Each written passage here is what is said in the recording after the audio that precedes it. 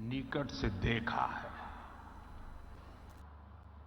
मैंने उसे जिया है, अनुभव किया है। एक कविता मुझे याद आती है जो मैंने उत्तराखंड के लिए कही थी। जहां अंजुलि में गंगा जल हो, जहां अंजुलि में गंगा जल हो, जहां हर एक मन बस निश्चल हो, जहां गांव-गांव में देशभक्त, जहां नारी में सच्चा बल हो, उस देवभूमि का आशीर्वाद लिए मैं चलता जाता हूं। इस देवभूमि के ध्यान से मैं सदा धन्य हो जाता हूं। हाय भाग्य मेरा, सौभाग्य मेरा, मैं तुमको शीश नवाता हूं। साथियों, सामर्थ्य से भरी ये देवभूमि निश्चित रूप से आपके लिए निवेश के बहुत सारे द्वार खोलने जा रही है। आज भारत विकास भी और विरासत भी जिस मंत्र के साथ आगे बढ़ रहा है, उत्तराखंड उसका प्रखर उदाहरण है। साथियों, आप सभी बिजनेस की दुनिया के दिग्गज हैं और जो बिजनेस की दुनिया के लोग रहते हैं वो जरा अपने काम का स्वॉट एनालिसिस करते हैं।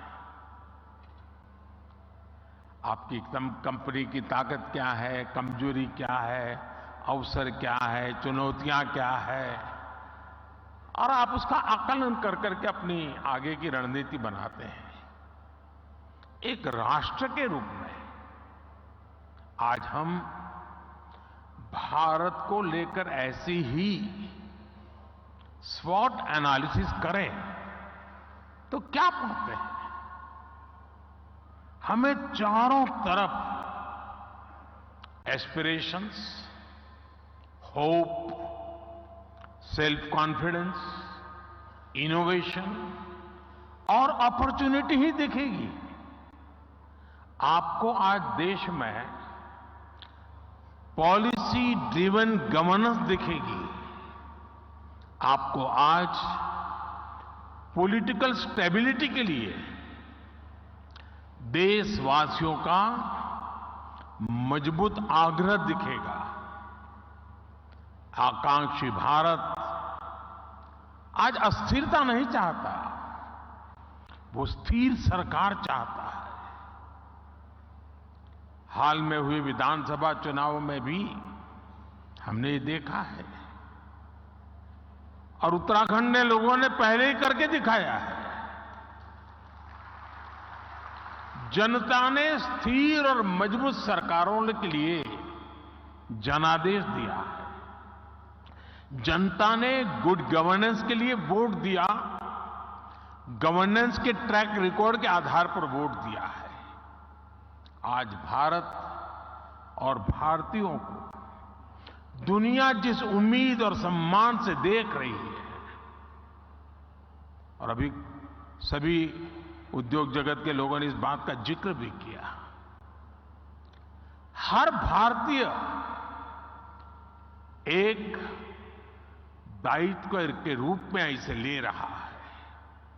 हर देशवासी को लगता है कि विकसित भारत का निर्माण उसकी अपनी जिम्मेदारी है, हर देशवासी की जिम्मेदारी है। इसी आत्मविश्वास का परिणाम है कि कोरोना महासंकट और युद्धों के संकट के बावजूद भारत इतनी तेजी से विकसित हो रहा है। आपने देखा है कि कोरोना वैक्सीन हो या फिर इकोनॉमी पॉलिसीज, भारत ने अपनी नीतियां, अपने सामर्थ्य पर भरोसा किया। उसी कारण आज भारत बाकी बड़ी अर्थव्यवस्थाओं की तुलना में अलग ही लीग में दिखता है। राष्ट्रीय स्तर पर भारत की इस मजबूती का फायदा उत्तराखंड समेत देश के हर राज्य को हो रहा है। साथियों, इन परिस्थितियों में उत्तराखंड इसलिए भी विशेष हो और स्वाभाविक हो जाता है क्योंकि यहां डबल इंजन सरकार है। उत्तराखंड में डबल इंजन सरकार के डबल प्रयास चारों तरफ दिख रहा है। राज्य सरकार अपनी तरफ से जमीनी सच्चाई को समझते हुए यहां तेजी से काम कर रही है। इसके अलावा भारत सरकार की योजनाओं को, हमारे विजन को भी यहां की सरकार उतनी ही तेजी से जमीन पर उतारती है। आप देखिए, आज भारत सरकार 21वीं सदी के आधुनिक कनेक्टिविटी के इंफ्रास्ट्रक्चर पर उत्तराखंड में अभूतपूर्व इन्वेस्टमेंट कर रही है। केंद्र सरकार के इन प्रयासों के बीच राज्य सरकार भी छोटे शहरों और गांव कस्बों को जोड़ने के लिए पूरी शक्ति से काम कर रही है। आज उत्तराखंड में गांव की सड़कें हो या फिर चार धाम महामार्ग, इन पर अभूतपूर्व गति से काम चल रहा है। वो दिन दूर नहीं जब दिल्ली देहरादून एक्सप्रेसवे से दिल्ली और देहरादून की दूरी 2.5 घंटे होने वाली है। देहरादून और पंतनगर के एयरपोर्ट के विस्तार से एयर कनेक्टिविटी सशक्त होगी। यहां की सरकार हेली टैक्सी सेवाओं को राज्य के भीतर विस्तार दे रही है। ऋषिकेश, कर्णप्रयाग, ये रेल लाइन से यहां की रेल कनेक्टिविटी सशक्त होने वाली है। आधुनिक कनेक्टिविटी जीवन तो आसान बना ही रही है, ये बिजनेस को भी आसान बना रही है। इससे खेती हो या फिर टूरिज्म, हर सेक्टर के लिए नई संभावनाएं खुल रही है। लॉजिस्टिक्स हो, स्टोरेज हो, टूर ट्रैवल और हॉस्पिटैलिटी हो, इसके लिए यहां नए रास्ते बन रहे हैं। और ये हर नया रास्ता हर इन्वेस्टर के लिए एक गोल्डन अपॉर्चुनिटी लेकर आया है। साथियों, पहले की सरकारों की अप्रोच थी कि जो इलाके सीमा पर है उन्हें ऐसा रखा जाए कि एक्सेस कम से कम हो। डबल इंजन सरकार ने इस सोच को भी बदला है। हम सीमावर्ती गांवों को लास्ट विलेज नहीं बल्कि देश के फर्स्ट विलेज के रूप में विकसित करने में जुटे हैं। हमने एस्पिरेशनल डिस्ट्रिक्ट प्रोग्राम चलाया, अब एस्पिरेशनल ब्लॉक प्रोग्राम चला रहे हैं। ऐसे गांव, ऐसे क्षेत्र जो विकास के हर पहलू में पीछे थे, उन्हें आगे लाया जा रहा है। यानी हर इन्वेस्टर के लिए उत्तराखंड में बहुत सारा ऐसा अनटैप्ड पोटेंशियल है जिसका आप ज्यादा से ज्यादा लाभ उठा सकते हैं। साथियों, डबल इंजन सरकार की प्राथमिकताओं का उत्तराखंड को कैसे डबल फायदा मिल रहा है, इसका एक उदाहरण टूरिज्म सेक्टर भी है। आज भारत को देखने के लिए भारतीयों और विदेशियों दोनों में अभूतपूर्व उत्साह देखने को मिल रहा है। हम पूरे देश में थीम बेस्ड टूरिज्म सर्किट तैयार कर रहे हैं। कोशिश ये है कि भारत के नेचर और हेरिटेज दोनों से ही दुनिया को परिचित कराया जाए। इस अभियान में उत्तराखंड टूरिज्म का एक सशक्त ब्रांड बनकर उभरने वाला है। यहां नेचर, कल्चर, हेरिटेज सब कुछ है। यहां योग, आयुर्वेद, तीर्थ, एडवेंचर स्पोर्ट्स, हर प्रकार की संभावनाएं हैं। इन्हीं संभावनाओं को एक्सप्लोर करना और उन्हें अवसरों में बदलना, ये आप जैसे साथियों की प्राथमिकता जरूर होनी चाहिए। और मैं तो एक और बात कहूंगा, शायद यहां जो लोग आए हैं उनको अच्छा लगे बुरा लगे, लेकिन यहां कुछ लोग ऐसे हैं कि जिनके माध्यम से उन तक तो मुझे बात पहुंचानी है, लेकिन उनके माध्यम से उन तक भी पहुंचानी है जो यहां नहीं है। खास करके देश के धन्ना सेठों को मैं कहना चाहता हूं, अमीर लोगों को कहना चाहता हूं,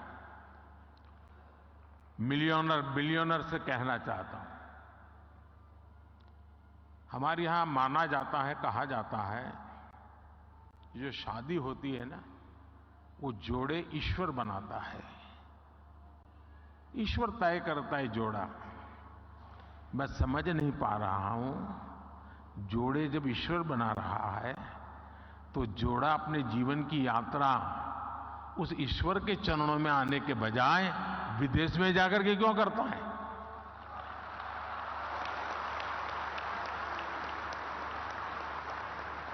और मैं तो चाहता हूं मेरे देश के नौजवानों को, मेक इन इंडिया जैसे है ना, वैसे ही एक मूवमेंट चलना चाहिए, वेड इन इंडिया। शादी हिंदुस्तान में करो। ये दुनिया के देशों में शादी कर ले, ये हमारे सारे धन्ना सेठ आजकल फैशन हो गई है। यहां कई लोग बैठे होंगे, अब नीचे देखते होंगे।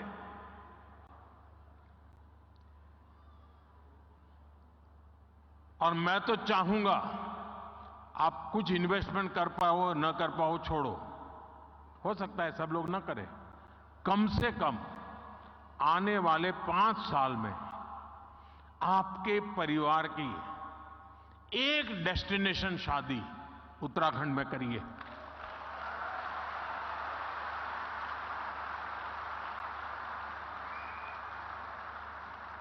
अगर एक साल में 5,000 भी शादियां यहां होने लग जाए ना, नया इंफ्रास्ट्रक्चर खड़ा हो जाएगा दुनिया के लिए, ये बहुत बड़ा वेडिंग डेस्टिनेशन बन जाएगा। भारत के पास इतनी ताकत है, मिलकर के तय करे कि ये करना है, हो जाएगा जी, इतना सामर्थ्य है। साथियों, बदलते हुए समय में आज भारत में भी परिवर्तन की एक तेज हवा चल रही है। बीते 10 वर्षों में एक आकांक्षी भारत का निर्माण हुआ है।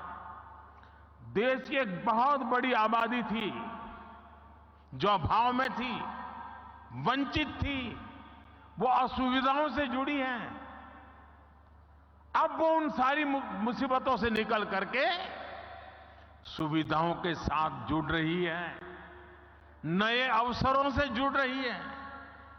सरकार की कल्याणकारी योजनाओं की वजह से 5 साल में 13.5 करोड़ से ज्यादा लोग गरीबी से बाहर आए हैं। इन करोड़ों लोगों ने अर्थव्यवस्था को एक नई गति दी है। आज भारत के भीतर कंजम्पशन बेस्ड इकोनॉमी तेजी से आगे बढ़ रही है। एक तरफ आज न्यू मिडिल क्लास है, जो गरीबी से बाहर निकल चुका है, जो नया नया गरीबी से बाहर निकला है, वो अपने जरूरतों पर ज्यादा खर्च करने लगा है।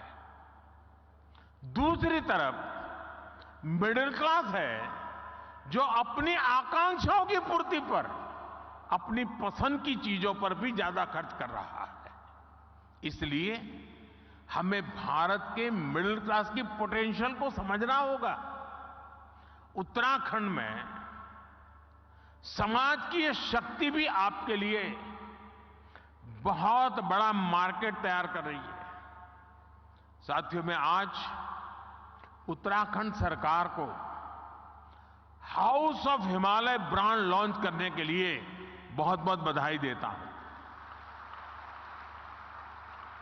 ये उत्तराखंड के लोकल उत्पादों को विदेशी बाजारों में स्थापित करने के लिए बहुत अभिनव प्रयास है। ये हमारी वोकल फॉर लोकल और लोकल फॉर ग्लोबल की अवधारणा को और मजबूत करता है। इससे उत्तराखंड के स्थानीय उत्पादों को विदेशी बाजारों में पहचान मिलेगी, नया स्थान मिलेगा। भारत के तो हर जिले, हर ब्लॉक में ऐसे प्रोडक्ट हैं जो लोकल हैं, लेकिन उनमें ग्लोबल बनने की संभावनाएं हैं। मैं अक्सर देखता हूं कि विदेशों में कई बार मिट्टी के बर्तन को भी बहुत स्पेशल बनाकर प्रस्तुत किया जाता है।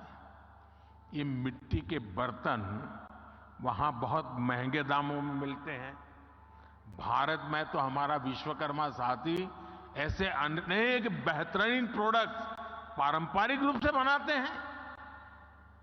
हमें स्थानीय उत्पादों के लिए इस तरह के महत्व को भी समझना होगा और इनके लिए ग्लोबल मार्केट को एक्सप्लोर करना होगा। और इसलिए ये जो हाउस ऑफ हिमालय ब्रांड आप लेके आए हैं, उसे मुझे एक व्यक्तिगत रूप से आनंद का विषय है मेरे लिए।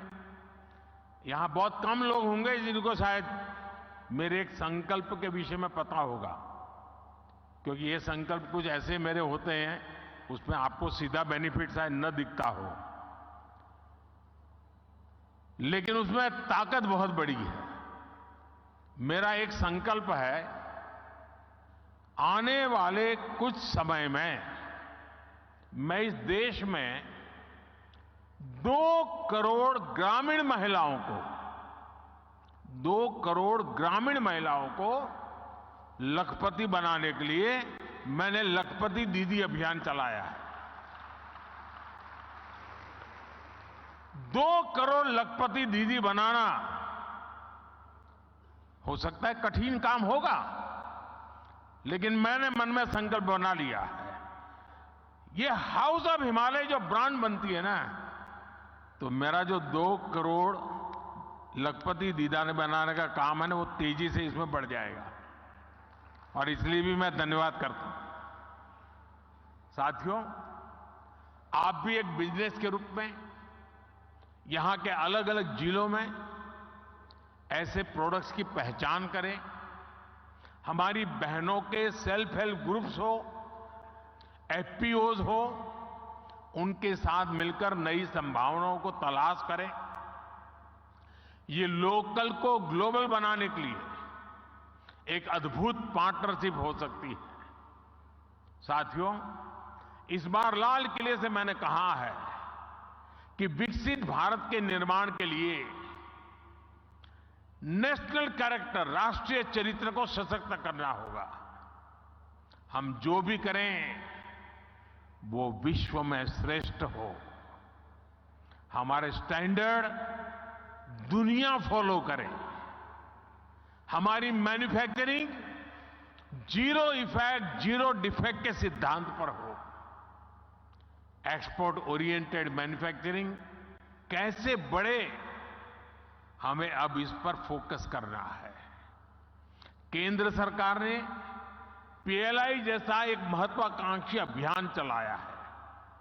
इसमें क्रिटिकल सेक्टर्स के लिए एक इकोसिस्टम बनाने का संकल्प स्पष्ट दिखता है। इसमें आप जैसे साथियों की भी बहुत बड़ी भूमिका है।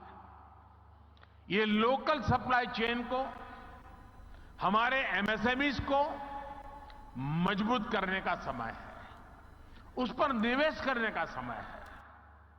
हमें भारत में ऐसी सप्लाई चेन विकसित करनी है कि हम दूसरे देशों पर कम से कम निर्भर हो। हमें उस पुरानी मानसिकता से भी बाहर आना है कि फलां जगह कोई चीज कम कीमत में उपलब्ध है तो वहीं से इंपोर्ट कर दो।